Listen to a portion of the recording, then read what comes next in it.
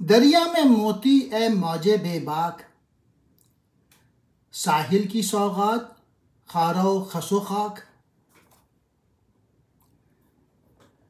मेरे शरर में बिजली के जौहर, लेकिन नेस्ता तेरा है नमनाक। तेरा ज़माना तासीर तेरी, नादा नहीं ये तासीर अफलाक। ऐसा जुनू भी देखा है मैंने, जिसने सिए हैं तकदीर के चाक।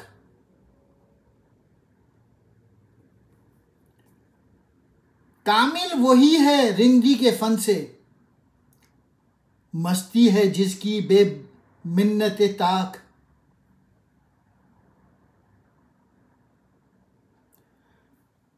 कामिल वही है रिंदी के फन से, मस्ती है जिसकी बेमिन्नत ताक।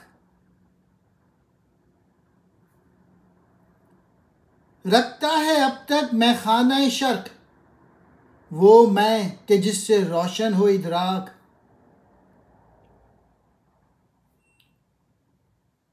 अहले नज़र हैं यूरोप से नोमीद, उन उम्मतों के बातिन नहीं पाक। इस गज़ल में इकबाल ने बाज़ हक़ाइक़ बयान किए हैं। इकबाल कहते हैं, ए मिल्लत के लोगों, अगर मोतियों की आरज़ू है तो मसाइल की ज़िंदगी से क़तई ताल्लुक़ करके तुझे मुश्किलात का मुकाबला करना होगा, और अगर तू आफ़ियत की ज़िंदगी बसर करने का आरज़ूमंद है तो फिर मोतियों का ख्याल छोड़ दे। साहिल के बाशिंदों को तो सिर्फ खसो खाशाक हासिल होता है, यानी कचरा और कूड़ा ही मिलता है अगर आप साहिल पे ही होंगे। मेहनत करनी पड़ेगी अगर चीज़ें हासिल करनी है। मेरी शायरी में यह तासीर है कि तेरी ज़िंदगी में इनकलाब पैदा हो सकता है, लेकिन अफसोस कि तेरी खुदी तेरी सलाहियतें मुर्दा हो चुकी हैं। इसलिए जिस तरह गीले पत्ते जल नहीं सकते, इसी तरह तेरे अंदर मेरी शायरी से कोई हरकत या ज़िंदगी पैदा नहीं हो सकती। तेरा ज़माना या तेरी ज़िंदगी बस वैसी ही होगी जैसी तासीर तू इसमें पैदा कर दे। अगर तू जद्दोजहद करेगा यकीनन कामयाब होगा, लेकिन अगर तू अमल से किनारा कश होकर किसी हुजरे किसी घर में बैठ जाएगा तो यकीनन थोड़े दिनों के बाद दूसरों का दस्ते नगर बन जाएगा, दूसरों से कर्जा मांगता रहेगा। अलगर्ज तेरी ज़िंदगी पुरअफ़लाक या सितारे हुक्मरान नहीं, बल्कि तू खुद अपनी कामयाबी या नाकामी का जिम्मेदार है। आमतौर पे तो ये देखा जाता है कि जुनून यानी औरत का इश्क इंसान को गरेबान चाक करने पर राग़िब कर देता है, लेकिन इकबाल कहते हैं एक जुनून इश्क रसूल ऐसा भी है जो गरेबां दरकिनार तकदीर के चाक को भी सी सकता है, यानी बिगड़ी हुई तकदीर को भी निभा सकता है। 5वें शेर में कहते हैं कि आम तौर से लोग शराब पीकर मस्त होते हैं, लेकिन ये रिंदी का कमाल नहीं है। इकबाल की नज़र में कमाल ये है कि आदमी बेपिए मस्त हो जाए, बल्कि मस्त रहे, और यह कमाल मुर्शिद की सोबत से हासिल हो सकता है। शराब का नशा थोड़ी देर बाद उतर जाता है, लेकिन मोहब्बत इलाही का नशा अंगूरी शराब का मोहताज नहीं, और जब एक दफ़ा आदमी इस शराब से मस्त हो जाता है तो फिर जीते जी ये नशा नहीं उतरता। मशरिक़ के मैखानों में अब तक वह शराब मौजूद है जिससे अक़ल रोशन हो सकती है, यानी अगर मज़हब की तालीमात अगर किसी मुर्शिद से हासिल की जाएं तो इंसान हकीकी मायने में आलिम दीन बन सकता है। मगरिबी उलूम से अक़ल इंसानी तारीख हो जाती है, यानी इंसान अल्लाह और उसके रसूल से बेगाना हो जाता है, लेकिन कुरान मजीद इंसानी अक़ल को नूर ईमान से मुनव्वर कर सकता है। 7वें शेर में अहले नज़र यूरोप के मुस्तक़बिल से नाउम्मीद हो चुके हैं। क्योंकि जिनके क़ुलूब अल्लाह की मोहब्बत से बिल्कुल खाली हो गए, बल्कि ये कौमें जो हैं वो मादा परस्ती में मुब्तला होकर अल्लाह से अपना ताल्लुक़ यकसर मुनक़ते कर चुकी हैं। मौज बेबाक बेखौफ लहर यानी बहुत तेज़ लहर। खार कहते हैं कांटे को, खस कहते हैं तिनका, मुराद बेकार चीज़। नेस्ता बांस का जंगल, नमनाक गीला नमी वाला। अफलाक कहते हैं फलक की जमा आसमान को। रिंदी कहते हैं मुराद इश्क या खुदी की शराब पीने की हालत। बेमिन्नत ताक मुराद शराब के एहसान के बग़ैर। मैं खाना शर्क़ मशरब का शराब खाना, मुराद इस्लामी तहज़ीब व उलूम के इदारे। इदराक कहते हैं शऊर को, बसीरत को। अहले नज़र बसीरत वाले। ए के है ज़ेरे फलक मिस्ले शरर तेरी नमूद, कौन समझाए तुझे क्या है मुकामाते वजूद। गर हुनर में नहीं तामीर खुदी का जौहर, वाए सूरत गरियो शायरियो नाए सुरूद। इस नज़म में इकबाल ने हमें वजूद इंसानी के मुकाम से आगाह किया है, यानी ये कि अगर इंसान अपनी खुदी को पुख्ता कर ले तो उसका वजूद गैर फ़ानी हो सकता है। यहाँ उन्होंने वजूद को खुदी के मायनों में इस्तेमाल किया है। कहते हैं ए मुखातिब, तेरी दुनियावी ज़िंदगी आर्जी और फ़ानी है, इसलिए शायद तुझे ये ख्याल हो कि मेरा वजूद भी आर्जी और फ़ानी है, लेकिन हकीकत इसके ख़िलाफ़ है। वजूद के मुख्तलिफ़ मकामात हैं, चींटी मकड़ी मच्छर, बल्कि ऊँट हाथी और इंसान वजूद के एतबार से सब यकसां हैं, यानी वजूद सब में मुश्तरक है। चींटी भी मौजूद है, इंसान भी मौजूद है, लेकिन चींटी या हाथी का वजूद अपने अंदर शान अबदियत नहीं रखता। ये शर्फ़ इंसानी वजूद को हासिल है कि अगर इंसान अपनी खुदी को मुस्तहकम कर ले तो उसका वजूद गैर फ़ानी या अबदी हो जाएगा।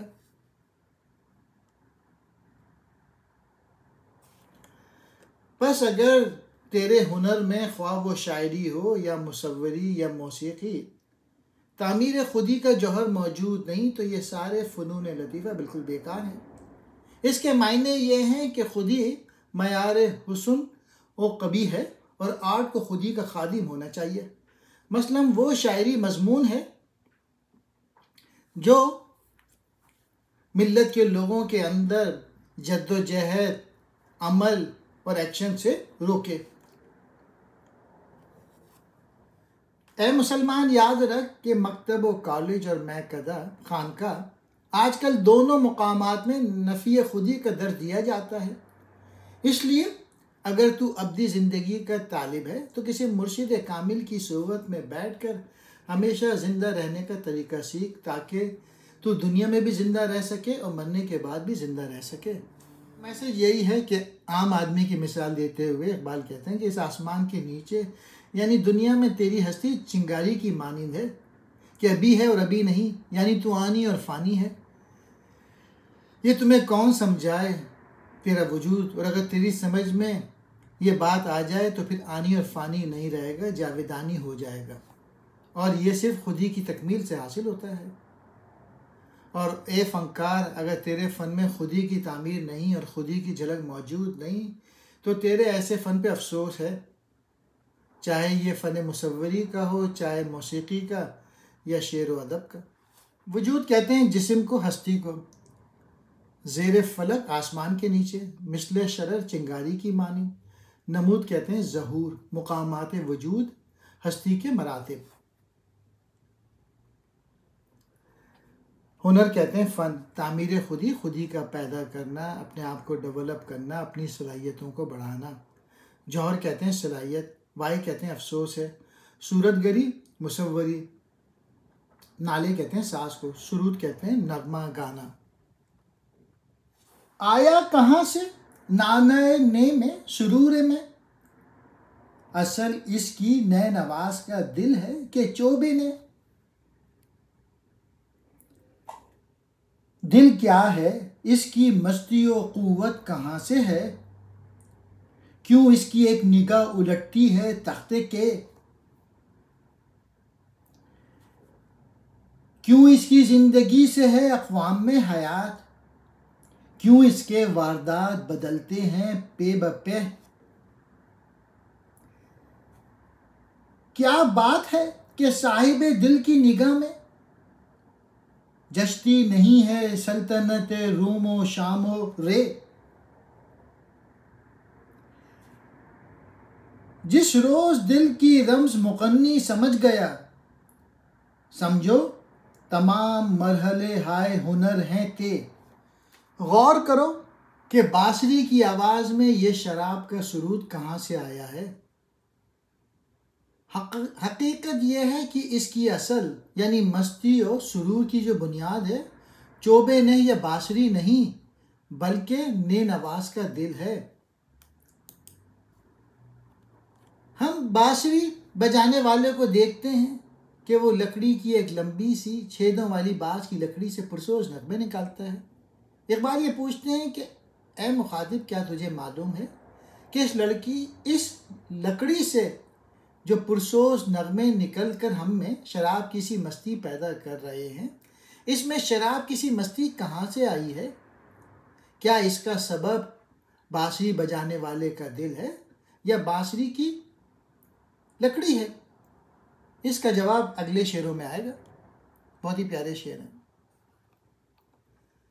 दिल क्या है, ये सिर्फ गोश्त का लोथड़ा नहीं। दिल क्या है, पहले इसकी समझ, और ये भी समझ कि इसमें जो मस्ती पैदा होती है और इसमें जो सलाहियतें और ताकतें मौजूद हैं वो कहाँ से आईं। ये मालूम करने की भी ज़रूरत है कि दिल में ऐसी सलाहियत और क़ुव्वत कहाँ से आ गई है कि अहले दिल अपनी एक निगाह से ईरान के ताकतवर बादशाह का तख्त उलट सकते हैं। अब इस बात पर गौर करो कि दिल क्या चीज़ है। हैवान भी इस बांसुरी की आवाज़ से मुतासिर हो जाते हैं। आखिर एक मामूली सा साहिब दिल तख्त कैसरे कसरा को किस तरह तहोबाला कर देता है और बड़े बड़े बादशाह उसको देखकर क्यों लर्जा खा जाते हैं।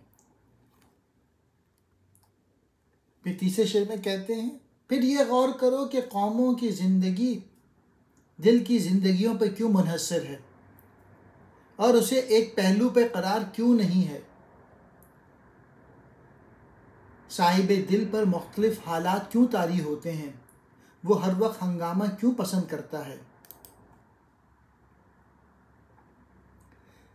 ये बात भी सोचने की है, दिल में कौन सी ऐसी चीज़ है कि इसकी ज़िंदगी पर कौमों की ज़िंदगी मौकूफ़ है। और ये भी गौर तलब है कि दिल की अंदरूनी कैफियत क्यों एक जैसी नहीं रहती और क्यों लगातार बदलती रहती है। फिर कहते हैं, ये बात भी सोचने की है कि किसी दिल वाले की निगाह में रोम, शाम और रे की सल्तनतें क्यों नहीं जचती, उसे पसंद क्यों नहीं आती, वो उनको हकीर क्यों समझता है।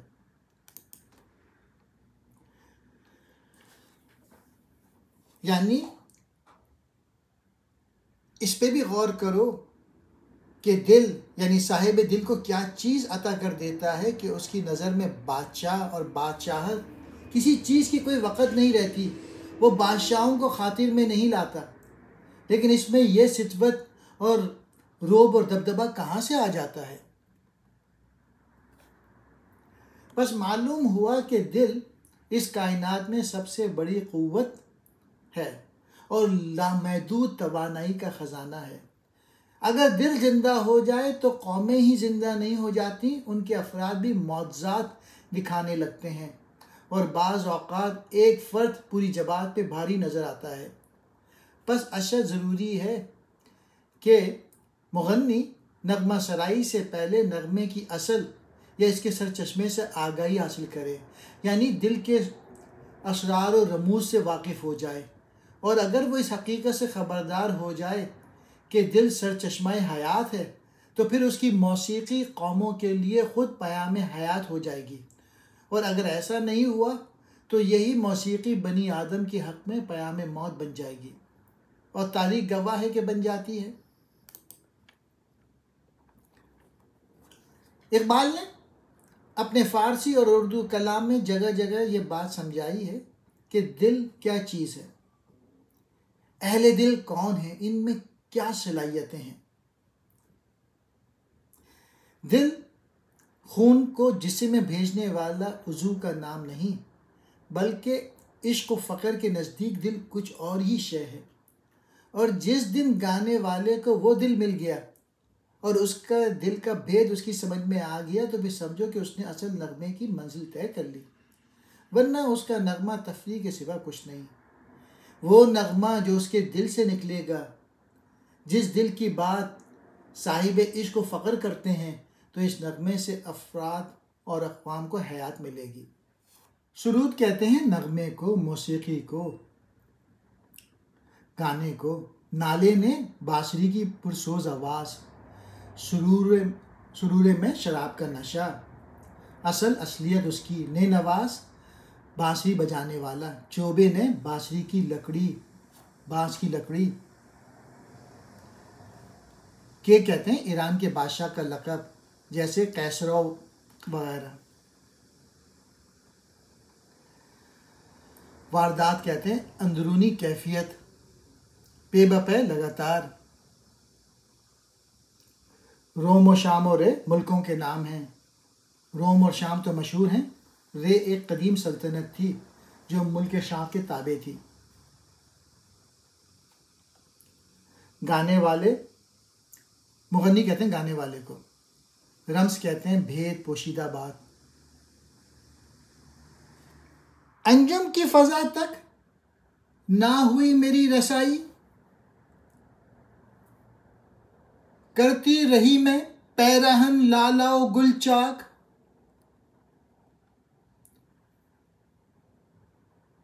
मजबूर हुई जाती हूँ मैं तर्के वतन पर, बेज़ौक़ हैं बुलबुल की नवाहाए तर्बनाक।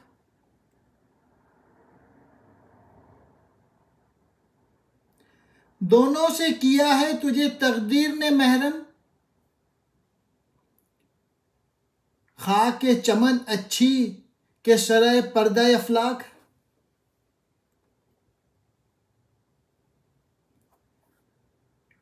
खींचे ना अगर तुझको चमन के खसो खाशाक, गुलशन भी है एक सिर्रे सरा पर्दा अफलाक। इकबाल ने इस नज़म में नसीन और शबनम के पर्दे में आलम लाहूत और आलम मलकूत या इंसान और फरिश्ते के बाहमी रिश्ते को वाज़े किया है। अंग्रेज़ी ज़बान में इस असलूब को एलोगरी कहते हैं। इस नज़म में बज़ाहिर बाद नसीम और शबनम का मुकालमा दर्ज है, लेकिन नसीम और शबनम से शायरी की मुराद कुछ और है। पहले शेर में कहते हैं, नसीम ने शबनम से कहा कि मैं सारी उम्र गुंचों को शुगुफ्ता करती हूँ, यानी फ़ज़ाए अर्ज़ी में ज़िंदगी बसर की और फ़ज़ाए अंजुम तक मेरी रसाई ना हो सकी। नसीम शबनम यानी ओस से कहती है कि तुम्हें तो आसमान की बुलंदी नसीब है, क्योंकि तू बुलंदी से नीचे आती है, लेकिन तारों की फ़ज़ा यानी आसमान तक मेरी पहुँच ना हो सकी। मैं तो सारी उम्र ज़मीं के बागात में गुलाब और लाले के फूलों के लिबास चाक करती रही हूँ, यानी उनको खिलाती रही।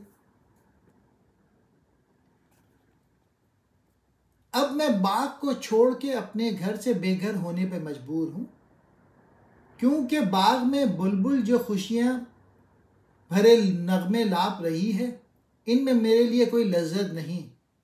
बुलबुल के नगमे तरबनाक इसलिए हैं कि इसके महबूब फूल इसके सामने खिले हुए हैं, वरना आम तौर पे बुलबुल के नगमों को गमनाक कहा जाता है।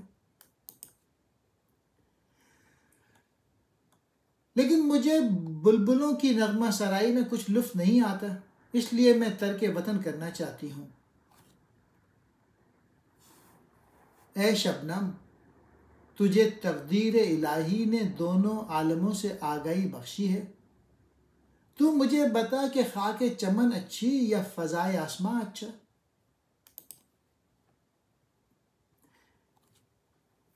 ऐ शबनम, तुझे किस्मत ने दोनों का वाकिफ कार बनाया है, आसमान का भी और ज़मीन पर बाग का भी, क्योंकि तू ऊपर से नीचे ज़मीन पे आती है। अब तू मुझे ये बता कि बाग की मिट्टी अच्छी है या बाग में रहना अच्छा है, या आसमान का घर का अंदरूं अच्छा है। शबनम ने जवाब दिया, वो अगले शेर में।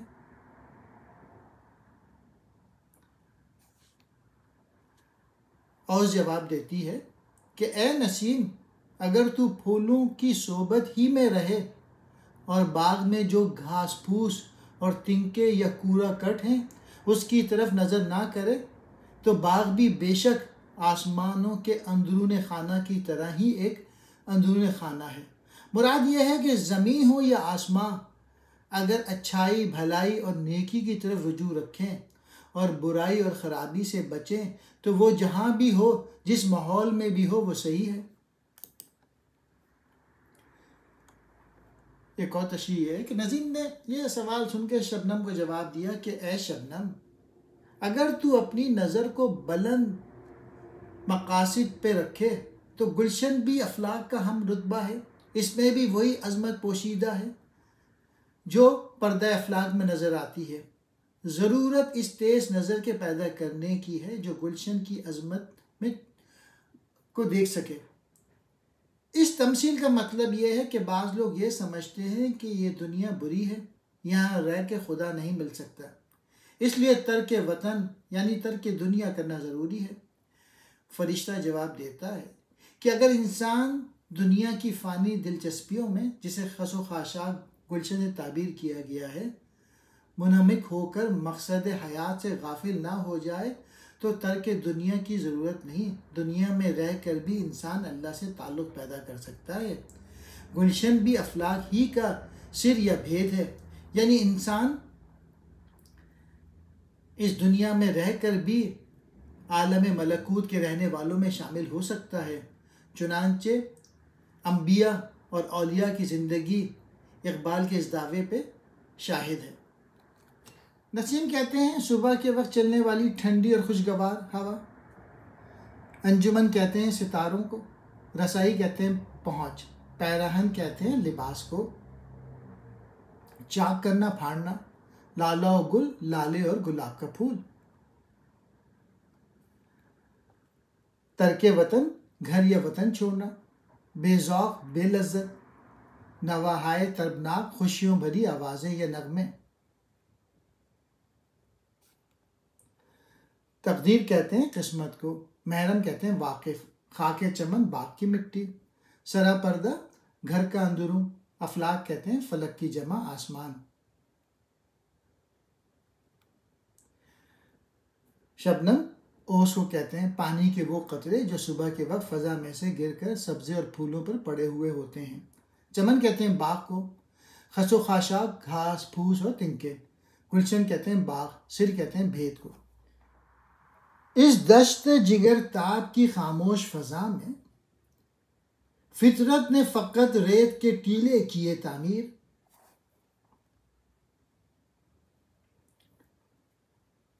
एहराम की अजमत से निगू सार हैं अफलाक, किस हाथ ने खींची अबदियत की ये तस्वीर।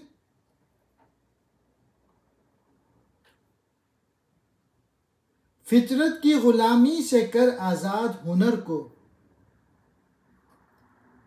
सयाद हैं मर्दाने हुनरमंद के नखचीर।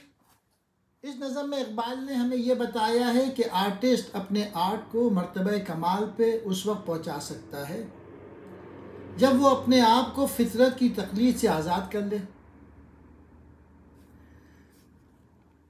मिस्र के रेगिस्तान पे नज़र करने से ये मालूम होता है कि उनकी खामोश फ़ज़ा में फितरत ने सिर्फ रेत के टीले बनाए हैं।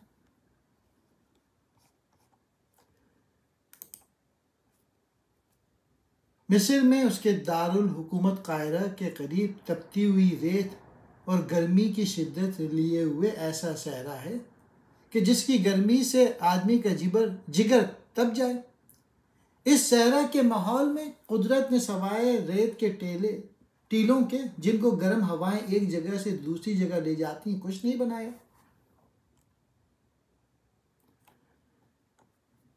एहराम अगरचे आसमान तक बुलंद नहीं, लेकिन उनकी तामीर और फनी अजमत को देखकर आसमां भी उनके आगे सर झुकाए हुए है। ये तस्वीरें किस हाथ ने खींची हैं कि इनके अंदर हमेशगी का रंग भरा हुआ है।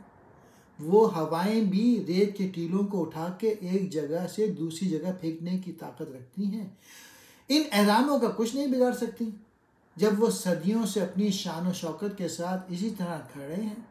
और उनकी तामीर करने वाले ज़रूर आला फनी महारत वाले हाथ होंगे।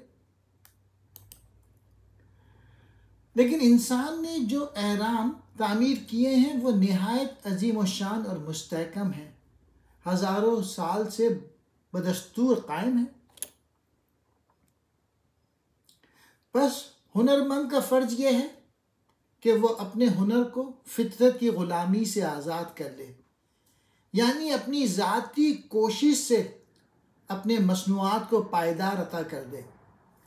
आर्टिस्ट नक्शीर सयाद नहीं होता, बल्कि ख़ुद सयाद होता है, और वो अपने आर्ट में अपनी फ़िक्र से रंगे दबाम पैदा करता है।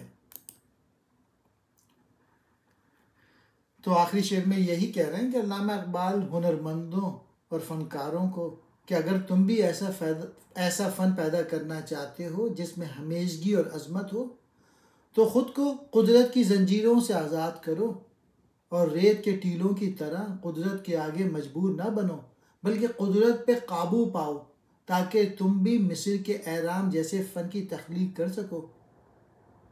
अहले फ़न कुदरत के शिकारी होते हैं, कुदरत का शिकार नहीं बनते। वो कुदरत को अपने आगे सरनगू करके अपनी आला तख्लीक़ात हुनर पैदा करते हैं। एहराम मिस्र एक मुल्क है जहाँ मिस्र के कदीम बादशाहों के मखरूती शक्ल के मकबरे हैं। इनको एहराम कहते हैं। सहरा, दस्त कहते हैं सहरा को, जिगर ताब, जिगर को गर्म करने वाली, फितरत कहते हैं कुदरत को, खामोश फ़ज़ा, ज़मीन से आसमान तक की जगह, आबो हवा, माहौल। एहराम कदीम मिस्री बादशाहों के मकबरे। अज़मत कहते हैं बड़ाई को, निगुसार सर झुकाए हुए, अफलाक फलक की जमा आसमां, अबदियत हमेशगी। फितरत कहते हैं कुदरत को, हुनर कहते हैं फ़न को, सयाद कहते हैं शिकारी को, मर्दान हुनरमंद फ़नकार, नक्शीर कहते हैं शिकार। है ये फिरदौस नज़र अहले हुनर की तामीर, फाश है चश्मे तमाशा पे नेहा खाना ज़ात। ना खुदी है ना जहाने सहर व शाह के दौर, ना खुदी है ना जहाने सहर व शाम के दौर। जिंदगानी की हरीफाना कशाकश से निजात, आह वो काफिर बेचारा के हैं उसके सनम, असर रफ्ता के वही टूटे हुए लातो मनात।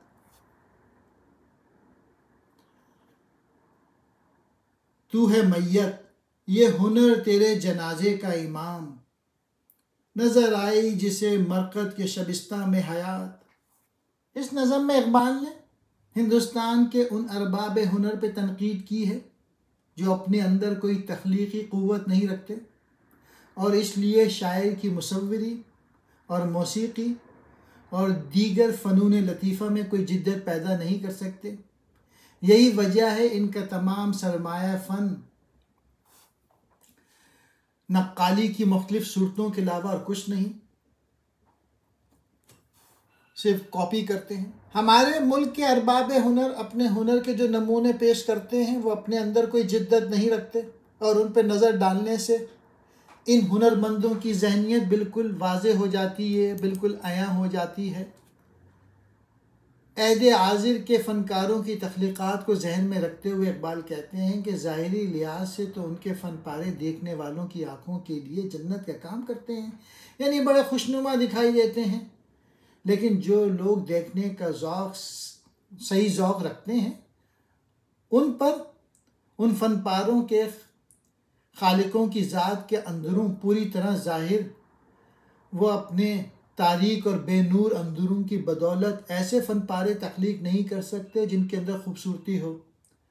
उनके फ़न पारे में हमें उनके अंदरूं का इसलिए पता देते हैं कि फ़न फ़नकारों की शख्सियत का आईना होता है। फिर कहते हैं अहद हाजिर के फ़नकारों के फ़न पारों में ना तो उनकी कोई ख़ुद मार्फती की बात होती है और ना शाम व सहर के जहाँ की। वो ज़िंदगी की कैफियत और वारदात के अक्कास नहीं होते, बल्कि महज तफरी के लिए होते हैं, और इनमें ज़िंदगी को मुश्किलात और हालात के तसादुम और उन पर फ़तयाब होने के लिए जिन कशमकश की ज़रूरत है, उनकी बातें भी नहीं होती।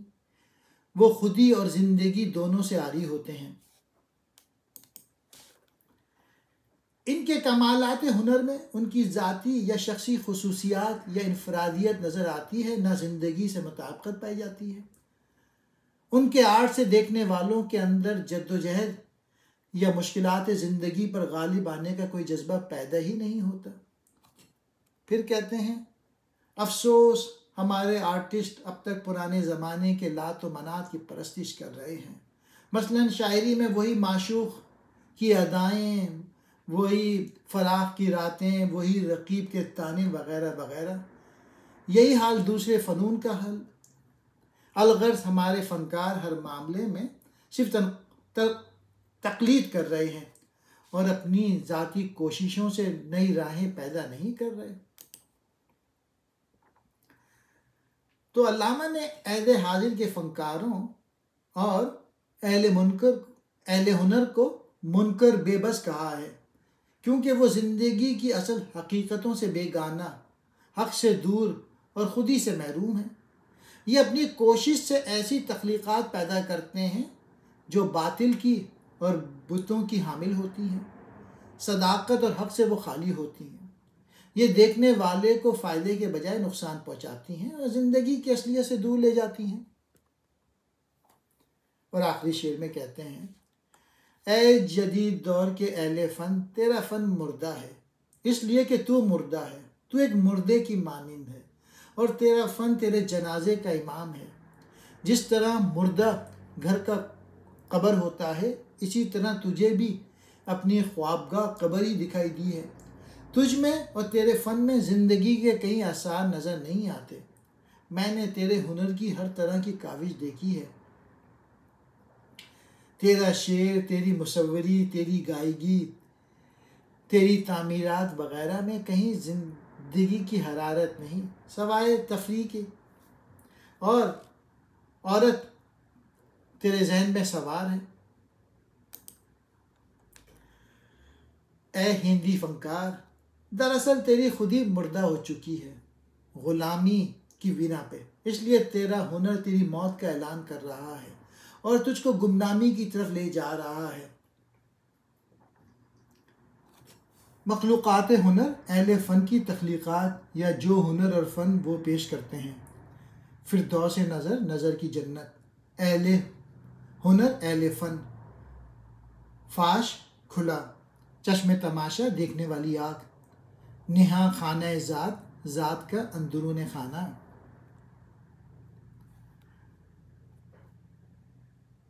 जहान सहरो शाम, ज़िंदगी की सुबह और शाम के दौर की बात, ज़िंदगानी की हरीफाना कशाकश, ज़िंदगी में आपस में जो तसादुम और खींचातानी होती है। निजात कहते हैं फरागत। काफिर बेचारा, बेबस मुनकर, असरे रफ्ता गुजरा हुआ ज़माना। सनम कहते हैं बुत को, लात व मनात काबे में जो बुत रखे हुए थे उनमें से दो के नाम। मैयत कहते हैं मुर्दे को, मुरक़द कहते हैं कब्र को, शबिस्तान ख्वाबगाह, हयात कहते हैं ज़िंदगी।